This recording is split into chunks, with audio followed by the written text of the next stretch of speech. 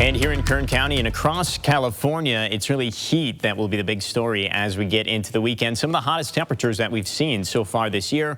The hottest day this year, 105 at Bakersfield. We are only a degree off that right now, sitting at 104, which is our high temperature today. Fresno also at 104, Sacramento 102. So all through the Central Valley, triple-digit heat.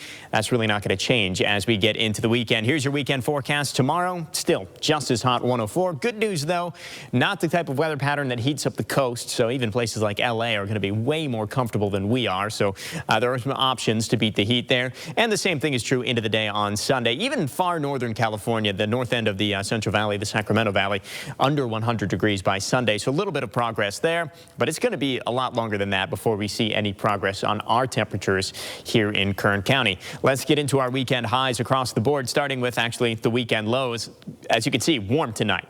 The coolest spots still around 60 degrees, many spots in the 70s, so we don't get that big cool down overnight, and that sets us up for a very hot afternoon tomorrow. Hottest parts of Kern, 110 or so in the Indian Wells Valley, the Kern River Valley right around 100, Tehachapi right around 90 degrees, and here in Bakersfield again close to the hottest weather that we've seen so far this year. I've got us at 104 again tomorrow, and not any better as we head into Sunday. A degree cooler, 103, but some spots will be even warmer. Kernville 103 on Sunday as well, Mojave 103, and China Lake and Ridgecrest 110 plus. So some serious heat built into the desert. We do have a heat advisory in effect for us here in the valley and the Kern River Valley. So do what you can this weekend to stay cool.